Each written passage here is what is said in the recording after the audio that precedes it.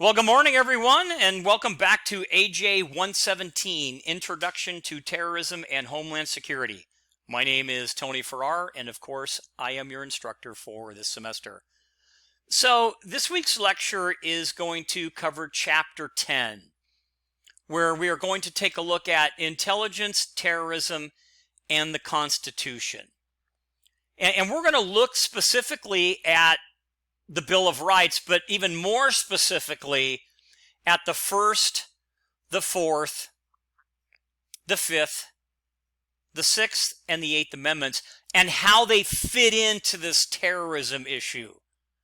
So with that being said, we have a lot of content to cover, so let's go ahead and just jump right into our lecture. Now, I also wanted to provide you with a couple of different videos to help not just increase your knowledge base as it relates to terrorism and terrorism investigations, etc., but also to help you add maybe a little bit of extra context as we go through Chapter 10, which again is going to talk about intelligence, terrorism, and the Constitution. And this all kind of relates to responding to the challenges of terrorism. So the first video talks about the making of a terrorist. These are actually pretty cool videos. They're not too long. Some are a little bit longer than others. But if you have time, these are great videos to kind of help you learn a little bit more. And they're not mandatory. They're just more for your own learning use, if you will. The next video I have is reference an FBI undercover investigation. And the videos that I show you aren't always good. There might be some scrutiny that we're going to look at and kind of evaluate or analyze. And as we look at some of these videos, think about how the amendments that I talked about, how they fit into these different videos. I have a couple of videos on FBI informants. So these are terrorism informants and how the FBI deals with their informants, or specifically a couple of specific cases. So let's go ahead and jump into the kind of the meat of our lecture, if you will. So after September 11th, 2001, the intelligence shortcomings that allowed Al-Qaeda operatives to carry out the terrorist attacks were basically highlighted. They were debated, discussed, and promoted as an example of a post-Cold War, meaning kind of old mentality, that cost nearly 3,000 American lives. Now, government agencies responsible for intelligence gathering were basically denounced for failing to think beyond the threats from nation states. And we learned that term in our previous chapter. And these are, states, or countries such as Iran, Libya, or even China, and for failing to link together key pieces of intelligence information about terrorist groups, and furthermore for failing to share that information with other agencies. And that's a big part of it. One of the big things that came out of a lot of these reports is that we didn't do a great job with sharing information. And this created an environment obviously ripe for communication and intelligence reform, meaning we need to do it better. And in the decade that has followed the attacks of 9/11, several reforms have been enacted.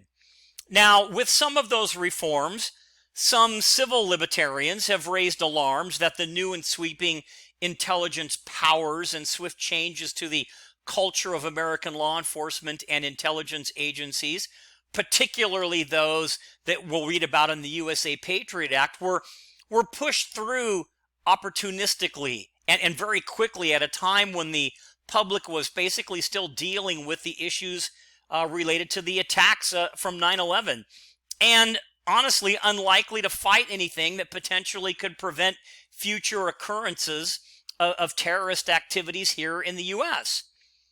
And there was controversy associated with the passage of many of these reforms. Again, however, Americans would wrestle with the balancing of civil rights and individual freedoms with national security and safety. And I think we all do that a little bit, because really, in order to, in kind of a standard law enforcement way, you do need to give up a little bit of freedom in order for law enforcement to do their job.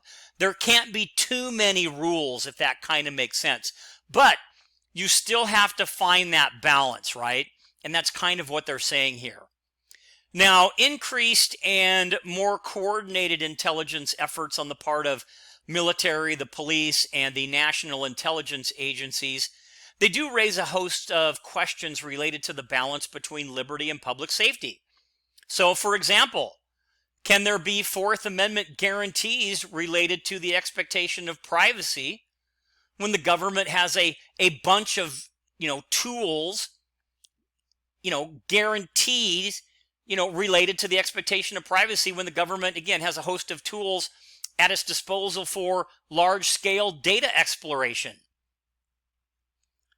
So what guarantees can the government basically give to us when they have all these tools, or they use all these tools? And furthermore, what governmental body does an individual hold accountable if there are breaches in personal security in the name of national security?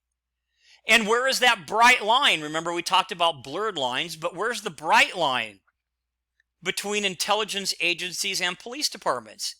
And should that line ever be crossed?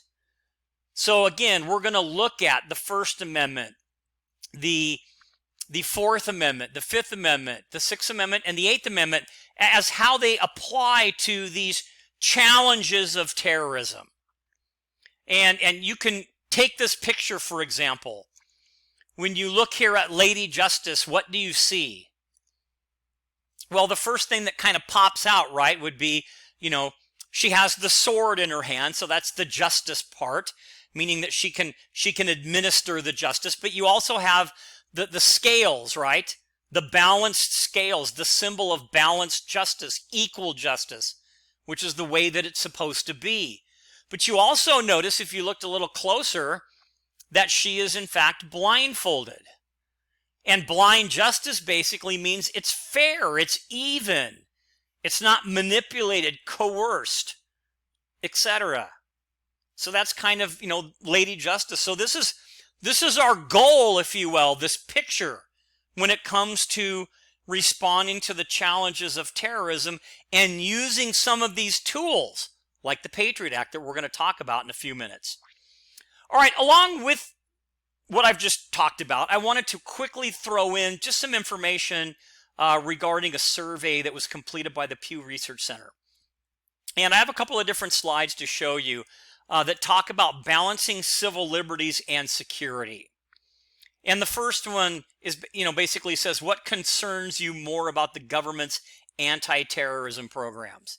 And this is from 2004 to 2013. And the lighter line is, people are saying they've gone too far, and the top line is they haven't gone far enough. So you can see how things have kind of, shifted and changed a little bit. Here talks about the bigger concern about government's anti-terrorism policies. So again, and this goes through 2015. Here you see, what percentage, who say bigger concern about government anti-terrorism policies is that they have, and this is through 2004 to 2016. And it's interesting, you can kind of see some very interesting similarities, yeah? Here's another survey that talks about the Americans' view on the NSA, on surveillance. And they break it down politically for you to take a look at. And this was done in the spring of 2014. And then an interesting chart that talks about torture of suspected terrorists. Can they be justified? Or should it be justified? And the darker color is often all the way to the very light cover or color, which is never. And this is through 2004, again through 2015. So kind of an interesting thing. So now we're going to talk about the USA Patriot Act. We're going to talk about what it is, what it kind of entails, and I'll give you a pretty thorough overview. But why the controversy? And we're going to get into that. But here's a quick video that you can watch on your own that talks a little bit about the controversy, but we are going to go through it. So in an effort to improve the collection of intelligence information by federal agencies after 9/11 and provides sweeping new powers to both domestic law enforcement and traditional intelligence agencies. President George W. Bush signed into law the USA Patriot Act on October 26, 2001. And the Patriot Act actually stands for providing appropriate tools required to intercept and obstruct terrorism. And that's kind of a lot of information, right? But the USA Patriot Act changed over 15 different statutes with little or no external review. In fact, many members of Congress themselves reported that they themselves had not really read the entire act all the way through. So the law addressed not only terrorism and intelligence issues, but it also focused on more traditional things like money laundering or computer abuse and crime, immigration processes, and even fraud. Now, these are supposed to be connected with, terrorism, or they can be connected with terrorism, and they typically are connected with terrorism, but sometimes they're not always connected. Because you don't have to, to launder money, you don't have to be a terrorist, right? You can just be a criminal that launders money, whether it's, for drugs, this and that, or etc. But a lot of the Congress folks, when they read this, they didn't really take a good look at this entire act, right? Now, overall, however, the most substantial part of the act is that it expanded traditional tools of surveillance used by law enforcement and intelligence agencies with significantly reduced checks and balances. So it kind of, you've got this expansion of things, and some of them we already have in place, but there's not really a lot of checks and balances on the processes, if that makes any sense. And we're going to look at each one of these in just a little bit more detail, but we're talking about things like record searches, wiretaps, obtaining search warrants, using what's called a pin trap or a trace order, and then court orders and subpoenas. So we're going to talk just a little bit about each one of those, so that way at least you know what it is.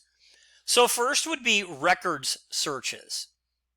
And this would include records that are kept on individuals' activity being held by third parties, including doctors, libraries, and internet providers. Now, you got to think about that. And some of you are like, yeah, you know what, I don't care, big deal. Okay, so if you were to go to the library and check out a book and you left your information, that information could be tracked down and they could tell what book you checked out. Does that make sense? Now, some of you are thinking, what a great idea. So if you checked out a book on how to do this or do that, something illegal, that they'd be able to track you down. But, doctors, libraries, all of your internet provider info. So while this is good, you can probably, hopefully at least see that it could be used for things not so good, right? So it's good, but it's kind of, it could be abused. Maybe that's a better way of putting it. So that's record searches. Next, we have wiretaps, which would be the surreptitious, meaning that the person doesn't know. Eavesdropping, listening in on a third-party conversation by wire, phone, oral, or electronic communication. So cell phone, hardline phone, computer, etc. So that's the essence of a wiretap. And then, typically this eavesdropping, etc., or wiretap, it's usually conducted with a microphone receiver, kind of, they used to call it a bug, that's attached to a telephone device. And here, though, it does require a search warrant and a court order. But you still, the Patriot Act gave you a little bit more wiggle room as it relates to wiretaps. Next would be search warrant. Now, a search warrant is a legal document signed by a judge directing a law enforcement officer to search a specific area for a specific person or item of evidence or an item of contraband. Now, the document must be based on probable cause, but the Patriot Act allowed search warrants to occur without knock notice requirements that are outlined in the Fourth Amendment, meaning that you don't have to knock notice, you don't have to knock and announce. And if you've taken a criminal law class, you know what that means, or a criminal procedure class. It means that before you enter, you have to knock and announce yourself. It could be something like, boom, boom, boom, you're knocking on the door, Rialto Police Department, search warrant, demand entry, and you have to give someone reasonable time to come to the door. But under the Patriot Act, you don't have to do that. So some little kind of gray areas in here. A pin trap or a pin register provides law enforcement agencies access to the numbers that are dialed from a person's phone. So, we can get those phone numbers. And then you have a trap and trace. And this provides law enforcement agencies access to incoming numbers on a subject's phone. It's kind of like caller ID, sort of. So PIN register provides law enforcement agencies with access to the numbers dialed from the person's phone. Trap and trace gives the numbers to the subject's phone, that are, the incoming numbers. So hopefully that makes sense, right? Okay, next would be court orders. So a court order is a court document signed by a judge that instructs the police to perform a specific task. And a subpoena is a court order that commands a person to appear in court at a specific date and a specific time in order to testify, etc. Okay, so law enforcement and intelligence agencies can now easily and more surreptitiously, secretly, monitor web surfing, internet surfing, and communication of individuals using the internet, conduct nationwide, roving wiretaps on cell and telephone lines, and build profiles on the reading habits of people visiting public libraries. And under this act, police or government officials can also force internet service providers to voluntarily hand over information on customer profiles and web surfing habits without a warrant or a court order. So you can see that it did provide a little bit more leeway. And then we covered this slide already. This was the internet provider, but just, to kind of show you how broad this is. Again, police and government officials can force internet service providers to voluntarily hand over information on customer profiles and their web surfing habits without a warrant or a court order. Okay, so now we're going to kind of get into we talked about what the Patriot Act is, but now we're going to talk about the reauthorized Patriot Act of 2006, because what you're going to see is that the Patriot Act, when it was enacted, okay, if you remember the date that we went over, remember it was 2001, right? October 26, 2001. Well, it has what we call a sunset clause or an expiration. So when something sunsets or expires, you have to redo it. So hopefully that kind of makes sense. So in 2005, provisions of the USA Patriot Act were to sunset or expire. And Congress acted to review, reauthorize, and pass the bill again. And the revisions were passed into law by then President George W. Bush in March of 2006. Now, as part of this reauthorization, the roving wiretap provisions were maintained, though greater oversight was added to ensure that these, powers would not be abused. And the changes included judicial review and approval by the director of the FBI or the National Security Administration, the NSA, along with a more detailed application process to specify targets and actions. And the provision that allowed library records to be subpoenaed was also removed to protect citizens from basically unwarranted search, with the exception of monitoring electronic communication through a library. Meaning if somebody was using, let's say, a library computer in order to send some type of terrorist information, etc. So the original Patriot Act also allowed law enforcement agencies to conduct what is known as covert or sneak and peek searches in the homes of potential suspects without their knowledge or authorization. So kind of an interesting thing, right? And because this was viewed to be too extreme, it was limited in time when such searches could be conducted to limit the power of the government. So again, think about that. Basically, you could go into someone's home and you could look around and you didn't have to give them any forewarning, etc.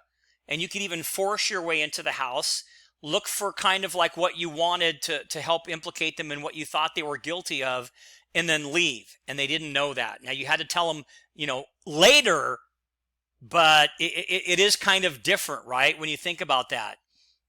So again, this original USA Patriot Act allowed law enforcement agencies to do these sneak and peek searches, in the homes of potential suspects without their knowledge or authorization. And since this was considered by some to be a little bit too extreme, the Reauthorization Act changed this portion of the law to basically limit the time when such a search could be conducted so as to not give basically unreasonable power to law enforcement. Now, however, the ability to conduct surveillance against what are considered to be lone wolf terrorists was increased. So I also have a couple of video clips here that talk about sneak and peek warrants, and they're very short, but I think you would find them super interesting. But again, so we know a couple of things that were limited, but the ability to conduct surveillance against lone wolf terrorists, that was increased in order to provide greater time to monitor a specific target. And remember, we talked about lone wolf terrorists, etc., back in Chapter 5.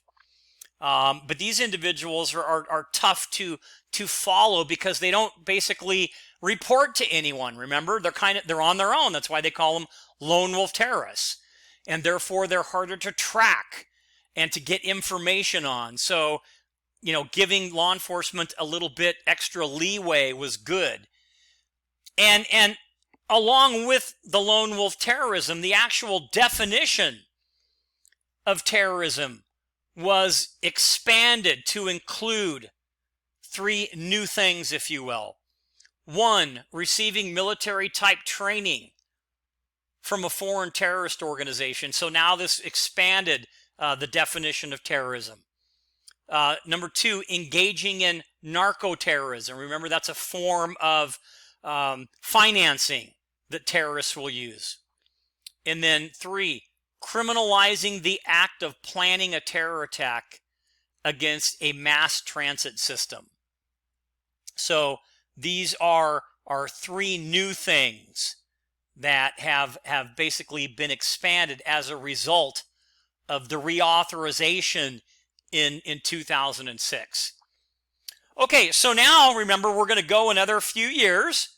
So, we had that reauthorization in 2006, March 2006, and now it's going to sunset again.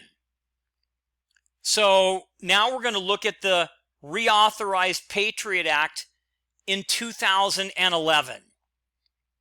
So, provisions of the USA Patriot Act were once again set to expire or sunset in 2011, and Congress acted to review, amend, and reauthorize it. And, things were somewhat the same, but there were a couple of different things. So roving wiretaps in relation to foreign intelligence collection were reauthorized. Along with that, the allowance of electronic surveillance of a person if that person demonstrates an intent to evade surveillance. It also extended access to business records and other tangible evidence. And the lone wolf provision was also extended. So here you can see just a couple of different modifications and some things that remained the same about the reauthorized Patriot Act in 2011. Now, we have kind of the end of the Patriot Act. So on June 2nd, 2015, President Barack Obama signed the USA Freedom Act because the Patriot Act was going to expire again. So President Obama signed the USA Freedom Act into law. It basically, in order to address, 3 of the expiring provisions of the USA Patriot Act. And those provisions are Section 215, which has been amended regarding bulk phone and internet metadata. Those were a little bit, they were a little tougher on the collection of data. But things that were still allowed were roving wiretaps and lone wolf surveillance authority. So notably, the Freedom Act dissolved the provision of Section 215 that allowed the NSA to collect bulk data on individual American telephone records and internet metadata. So the law limits the government's ability to collect data on American citizens to the greatest extent reasonably practical, which prohibits mass collection based on variables like geographic area or area code. And there are a couple of other notable additions to the Freedom, or the USA Freedom Act. But again, Section 215, we kind of talked about, it left in the roving wiretaps and it left in the lone surveillance or the Lone Wolf Surveillance Act. But it also did a couple of other things, and I'll go through them just really quickly. It also added new reporting requirements to the Foreign Intelligence Surveillance Act, courts and authorities. And we're gonna learn that in a minute. It expands the ability of private companies to disclose the number of FISA requests they receive. It also has a declassification of FISA court options of significant legal significance, or in cases where full declassification isn't visible. So some of these are just kind of like really legalese things. It also has an increase in the maximum penalty for material support for terrorism from 15 years to 20 years. And we're going to talk about that phrase, material support. Okay, so I have a little video also on the USA Freedom Act down in the left corner if you want to watch it. But you can see how the sequence went, right? We started off with the Patriot Act back in October 26th of 2001. Then we had the reauthorized Patriot Act in 2006. We had the reauthorized Patriot Act of 2011. And then we had the formation, or the new act, the Freedom Act of 2015. So that's kind of the sequence on how those things go. Okay, so now we're going to talk a little bit about how the Constitution and constitutional rights, how they kind of relate to the USA Patriot Act, etc. So the expanded scope of the Patriot Act has raised concerns from a variety of different sources. Now, most agree that intelligence gathering and analysis had to improve, right? Especially since 2001, in order to prevent any future domestic and international terrorist attacks. Okay, and that makes sense. However, some argue that the USA Patriot Act may have gone a little bit too far. Now, one group that has basically argued this is the American Civil Liberties Union, or a group known as the ACLU. And this is a national organization comprised primarily of attorneys that defends and preserves the individual rights and liberties that are secured within the U.S. Constitution. So that's kind of their primary focus, is to defend individuals' rights. And specifically those that come forward in the first 10 amendments to the Constitution or the Bill of Rights. So it focuses on the Bill of Rights for those individuals specifically who have been traditionally denied their rights. So whether it's people of color, women, the LGBTQ population, prisoners, and even individuals with disabilities. And if I failed to mention anyone, any other group that has typically been traditionally denied their rights, they will, in fact, that's kind of what their focus is, if you will. And the ACLU basically works to extend these freedoms to the segments of the population that have traditionally been denied their rights, but they address issues surrounding arrest, search and seizure, the First, the Fourth, and the Fifth Amendments. So even sometimes the Eighth Amendment, even sometimes the Sixth Amendment, but typically it's going to be around arrests and search and seizure, also the First Amendment and the Fourth and the Fifth Amendments. So what is the First Amendment? So let's kind of take a look at it. Congress shall make no law respecting an establishment of religion, abridging freedom of speech, press, or the right to peaceably, remember that part, assemble, and to petition the government for redress of grievances. And civil libertarians argue that the USA Patriot Act basically has had what they refer to as a chilling effect on free speech. And in fact, some of its provisions have really stirred controversy in this particular area. So there's one particular case. So the most high profile of these First Amendment challenges can be observed in a 2010 U.S. Supreme Court decision, Holder versus Humanitarian Law Project, or HLP for short.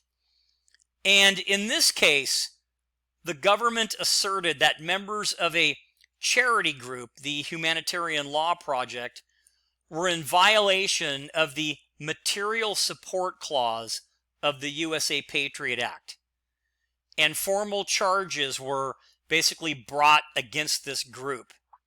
And this Material Support Clause prohibits supporting any designated terrorist group via any property, tangible or intangible, or service, including currency or monetary instruments, expert advice or assistance, weapons, lethal substances, explosives, personnel, except medicine or religious materials. So that's basically, that was a really interesting case there. And I'm not going to give this away to you yet, but the definition of material support, so that way we don't lose track. Again, this is defined by the Patriot Act as basically training, expert advice or assistance, service, and personnel given to terrorist organizations. So, at the end of the day, in this particular case, the Supreme Court basically stated that the HLP's services did indeed qualify as material aid, under the service, expert advice, or assistance and personnel clause of that particular act. So these are interesting cases. And then you have yet in another case, and I actually have a couple of videos if you want to watch it. There's the case of Tarek Mahana, an American pharmacist who was convicted of providing material support, conspiring to kill American soldiers in a foreign country, and lying to authorities in a terrorism investigation in Boston back in 2011. Now, Mahana traveled to Yemen in 2004 and joined a terrorist training camp, and his plan was to basically attack American soldiers in Iraq. However, his plan failed. It didn't work out. And when he returned to the U.S., he then began translating Arabic material into English and posting it online in promotion and support of Al-Qaeda and radical Islamic fundamentalism. And he inspired others to engage in violent jihad against the West and the United States by posting jihadist material online. And he was successfully prosecuted under this material support clause of the USA Patriot Act, and he is currently serving a 17-year sentence in federal prison.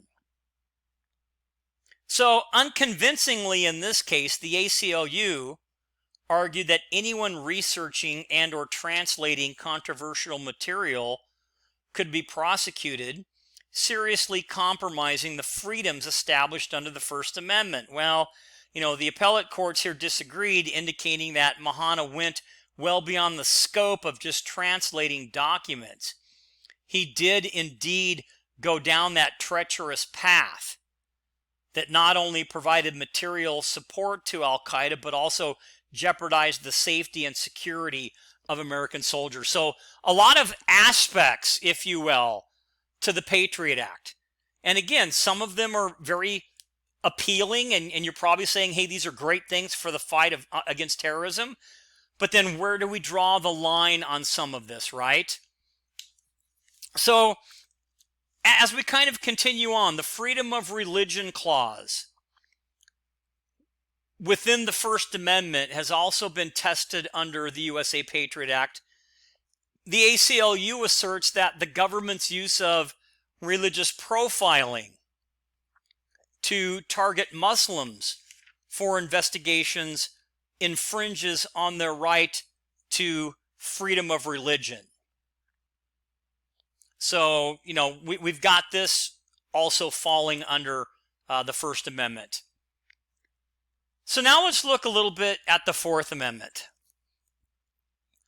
So the amendment goes as follows: the right to be secure, people to be secure in their persons, houses, papers, and effects against unreasonable, it doesn't say against all, but it says unreasonable searches and seizures.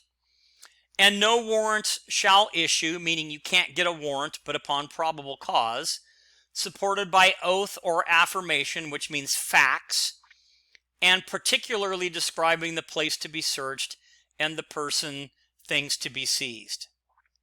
So we're going to kind of talk now how the Patriot Act looks a little bit at the Fourth Amendment. Okay? So under the original Patriot Act, the government did not have to show probable cause or even reasonable suspicion in order to obtain third-party records or conduct searches or wiretaps, as long as the government asserts a request for such is related to an ongoing terrorism or foreign intelligence operation, or has a significant foreign intelligence purpose. So,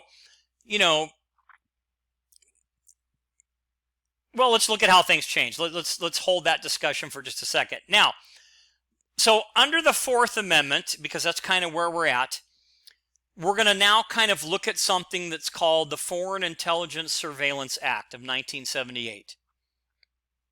So FISA, for short, which is the Foreign Intelligence Surveillance Act, was initially developed and passed in Congress in 1978 to address a difficult history of abuse by federal agencies using wiretaps and other forms of electronic eavesdropping during the 1960s and the 1970s. And law enforcement agencies, again, were not required to gain a warrant in a criminal case until the passage of the Wiretap Act in 1968. However, the legality of warrantless searches and seizures and the use of wiretaps and other electronic eavesdropping methods during intelligence and or national security operations was not settled until 1972, and that's going to be under the case United States versus U.S. District. It kind of finally settled the issue. So the Supreme Court in this case unanimously held, and again the case is United States versus District, that's known as the Keith case, by the way, that the federal government did not have unlimited power to conduct wiretaps and electronic surveillance without the approval of a neutral magistrate, just by claiming that the act was for national security. So warrantless wiretapping of U.S. citizens was found to be unconstitutional. So they needed to come up with a method, right, in order to still be able to do the surveillance and the wiretaps and the undercover work and everything else. Because, indeed the court recognized that a history, again, of abuse, unauthorized spying on U.S. citizens that were suspected of security violations had occurred during, the 60s and 70s, because that was the civil rights Vietnam era. And the Foreign Intelligence Surveillance Act of 1978 then created a procedure similar to the procedure for any governmental or law enforcement agency pursuing a criminal case to present evidence to a judge or a court. So essentially FISA, basically, severely involving foreign intelligence and surveillance and investigation. So this Foreign Surveillance Intelligence Act of 1979 actually helped form another court for these law enforcement agencies to go to, and we're going to look at that. That's the Foreign Intelligence Surveillance Court. Okay, so stay with me. So FISA is significantly different from law enforcement processes enacted to gain a warrant. First, it's authorized by the FBI to conduct surveillance on identified foreign intelligence agents operating in the United States, because these actions are inherently different from a criminal investigation conducted by a law enforcement agency. FISA was justified at its inception because it was asserted that its authority could not be used for the purpose of investigating crime against an American citizen. Hence, a FISA warrant could only, be obtained only if the primary purpose of the investigation was directly related to the collection of foreign intelligence, either by surveilling a place or a specific person. And however, though, the USA Patriot Act, as reauthorized in 2011, eliminated that primary purpose clause within FISA, allowing warrants to proceed without probable cause if the government intrusion had a significant purpose for collecting foreign intelligence. And second, because of the secretive nature of Foreign Intelligence Surveillance Act, individual and specific cases are presented to a special court. That's the FISA court. So I know that's a lot of legalese. So Backing up, you have the Foreign Intelligence Surveillance Act of 1979. Okay, and basically that was developed because of abuse of wiretaps, etc. And out of this Foreign Intelligence Surveillance Act, you saw the inception or the beginning of the Foreign Intelligence Surveillance Court. And this court was basically created, passed by Congress in 1978, and the laws are intended to increase counterintelligence capabilities and establish procedures for the judicial authorization of surveillance and warrants. So I'm hoping that we're kind of making sense. So this court serves to hear evidence and justification presented by government agencies relating to securing of a warrant to eavesdrop or wiretap. Does that kind of make sense? And indeed, the FISA court initially served to approve wiretapping orders. However, under updates to the Patriot Act, the secret FISA court functions only as the main arbitrator of surveillance issues. So the Foreign Intelligence Surveillance Court, again, it's a secret federal court created by the Foreign Intelligence Surveillance Act. Okay, I know I said a lot just to get to that. And this court authorizes wiretaps and other forms of electronic surveillance, and authorizes searches involving suspected terrorists and spies by U.S. agencies. And I have a little video on the NSA and their ability to spy, etc. Now, the Patriot Act expands the ability, and we kind of know this already, of the government to search places and homes without providing notice at the time of the search. In other words, a governmental intelligence agency like the FBI can enter a person's home, search through their belongings, and gather evidence, and not inform that individual that a government agency was there for basically a reasonable period thereafter, so you don't have to tell them right away. Now, before the passage of the Patriot Act, this activity could only occur under extreme circumstances, such as when, let's say, someone's life was in danger, or when evidence was likely to be destroyed. However, under the current Patriot Act, it occurs anytime, such as, anytime such notice would seriously jeopardize an investigation.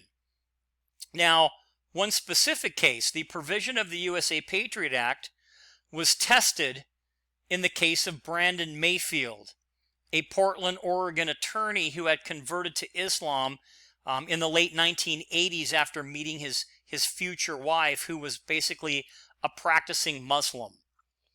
And Mayfield was linked erroneously through several basic coincidences, if you will, to the 2004 train bombings in Madrid carried out by terrorists thought to be inspired by Al-Qaeda. Now, the FBI asserted that fingerprints on some of the detonating devices found at the scene were identified as belonging to Brandon Mayfield. The FBI continued its investigation, offering basically ambiguous statements to a judge in order to get a warrant for Mayfield's home. So a warrant was issued and Mayfield's home was searched, and it was also bugged, meaning they planted an electronic device, including a wiretap on his telephone. Now, in reality, Mayfield had absolutely no involvement in the attacks, and the FBI subsequently recanted their story that the fingerprints found at the scene were his, if you will. And Mayfield ended up suing the FBI back in 2005, basically stating that the search and seizure under the Patriot Act was unlawful. And in this case, the federal government settled the case with Mayfield for, I believe it was a reported $2 million. So, I mean, and I have a little news clip on the Mayfield case. So, While the Patriot Act has some good elements, again, things aren't always perfect. They don't always work as planned, etc. So we have to just be careful that we're not abusing any of the systems that we're using. If you want a little bit more information on the NSA or the Foreign Intelligence Surveillance Court, I have a couple of video clips that you can look at here. All right, so now we're going to jump into the Fifth Amendment. And it says this: no person shall be held to answer for a capital or infamous crime unless on indictment of a grand jury, with exceptions involving militia, time of war, or public danger. No double jeopardy, of course. You have the right not to be a witness against yourself, and you cannot be deprived of life, liberty, or property without any type of due process or compensation, etc. And the Sixth Amendment, basically in summary, you have the right to a speedy and public trial by an impartial jury, to be informed of the nature and cause of the accusation, to be able to confront witnesses against you and obtain witnesses in your favor through the use of the subpoena power of the court. And also you have the right to assistance of counsel for your defense. So that's the Fifth and the Sixth Amendments. So let's see how these kind of fit in. So one of the most controversial challenges to the Bill of Rights by the USA Patriot Act is the power to arrest and basically hold a foreign national certified as a suspected terrorist without any initial charge for up to 7 days. So, I mean, think about that. There's a lot there. Now, with that, the Attorney General must either place the individual in removal proceedings from the United States or charge the individual with a criminal offense. Okay? Now, at first glance, this power appears to be, kind of a blatant violation of the due process clause of the Fifth Amendment and the speedy trial and fair, concepts or fair trial concepts of the Sixth Amendment, right?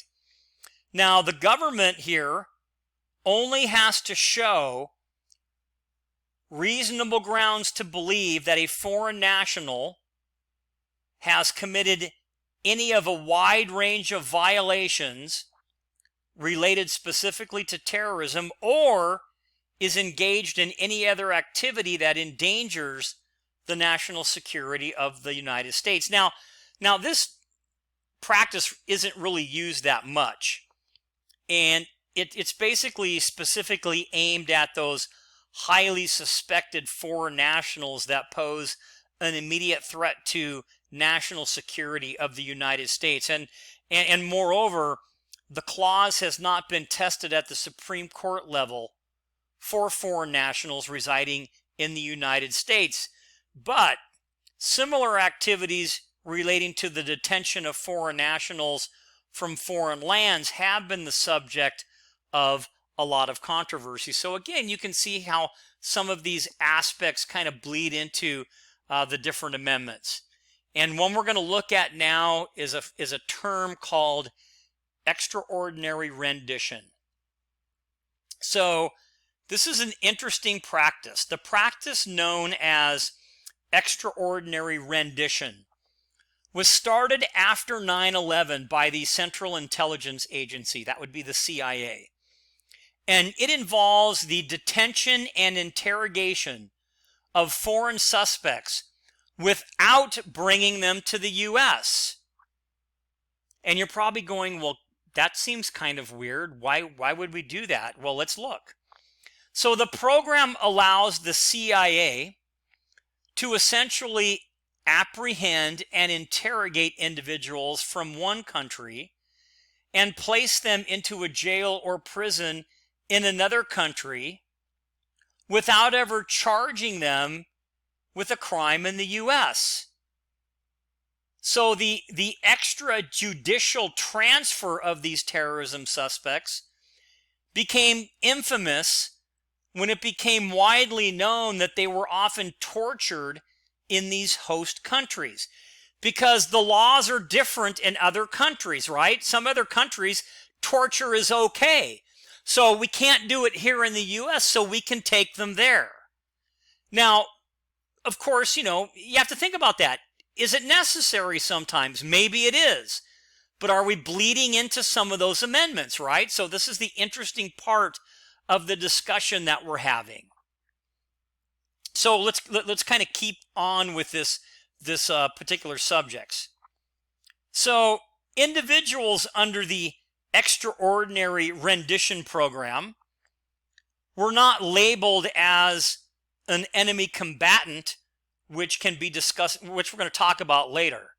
Although the practice of extraordinary rendition has not been heard at the Supreme Court, several lower appellate courts have ruled that former prisoners of the program could not sue over their alleged torture in overseas prisons, because such a suit may expose the classified information related to the government's fight against terrorism. So you got to kind of think about it, right? Is this something that we really should be doing? So let me give you the definition again. So the simple definition of extraordinary rendition: the apprehension, detention, and extrajudicial transfer of a person from one country to another outside of the confinements and jurisdiction of the United States. So now we're going to talk about the Balancing Act, some other issues related to modern intelligence, and then we'll take our first break and then we'll come back. So, the events of the last decade have really pounded into the American psyche one important message, and that is that we are not safe from domestic or foreign threats. Remembering some of the consequences of such attacks as discussed in our previous chapters, the primary goal of terrorism is to replace trust and social cohesiveness with distrust and insecurity, right? And it's kind of that fear thing. So terrorism plays to emotion rather than intellect, and clearly America wrestles with this complex and difficult perspective. Now, random yet relatively consistent acts of violence and terrorism over a short 10-year period of time reinforce the concept that the U.S. is in fact vulnerable. And as a reaction, the U.S. government has instituted a variety of new law enforcement, military, and other intelligence operations that are designed to prevent attacks of terrorism. And many of these measures have been proven crucial to the government's ability to combat terrorism. However, the effort to provide these tools often conflicts with the need to protect the constitutional rights and privacy and due process.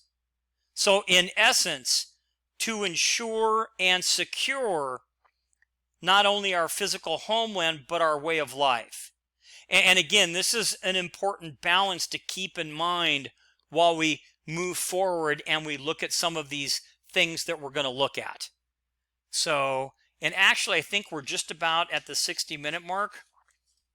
So maybe we'll do that. Maybe we'll take our first break now. And we'll call this part 1 of chapter 10. And then we will return in a few minutes with part 2.